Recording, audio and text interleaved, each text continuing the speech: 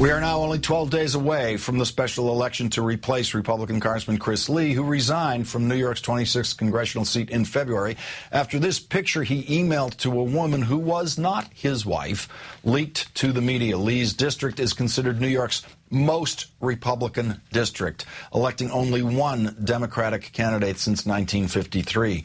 Bush won the district in 2000 and 2004. In 2008, it was one of only 4 districts in New York to vote for John McCain. In 2010, Congressman Lee won re-election with over 70% of the vote.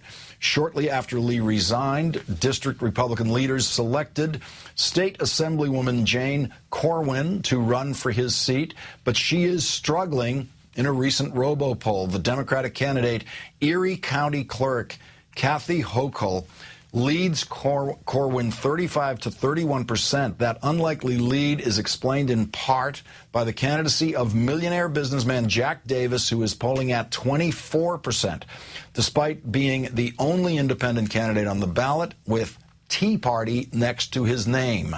The area's largest Tea Party group has endorsed Jane Corwin and encouraged Tea Partyers not to be fooled by Davis's candidacy. That's because Davis has run for that same seat as a Democrat 3 times, and in 2008, he endorsed candidate Barack Obama. House Speaker John Boehner took a shot at Davis's candidacy when he visited the district on Monday to support Corwin's campaign.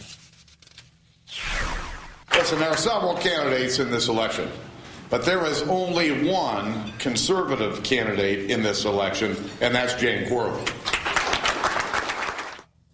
In a bizarre incident last night, Corwin's chief of staff, Michael Malia, confronted Davis on why he chose to withdraw from a debate that included the Republican and Democratic candidates. Jack, why did you back out of the debate? You want punched out? Why? Why did you...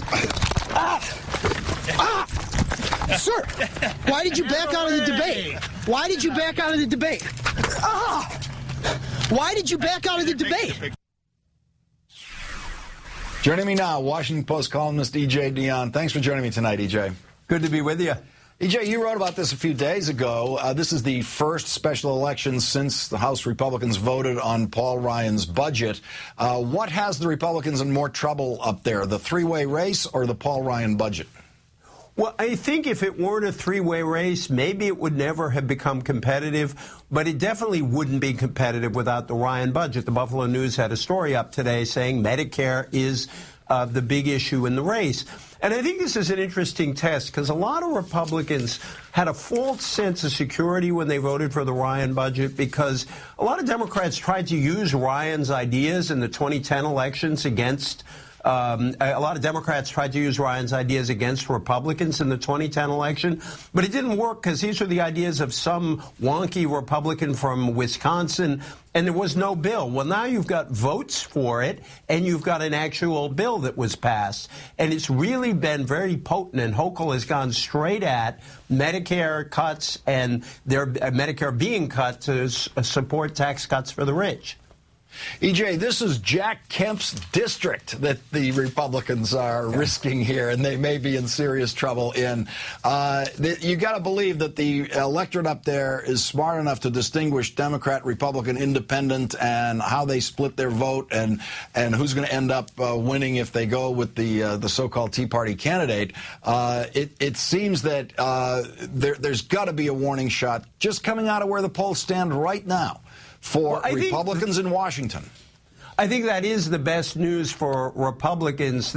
Democrats would be better if that poll had come out about a week later, because you've got Karl Rove and his friends now spending $650,000. They're spending a lot of initial money trying to knock Davis down. I assume they're going to go after Hochul at the end.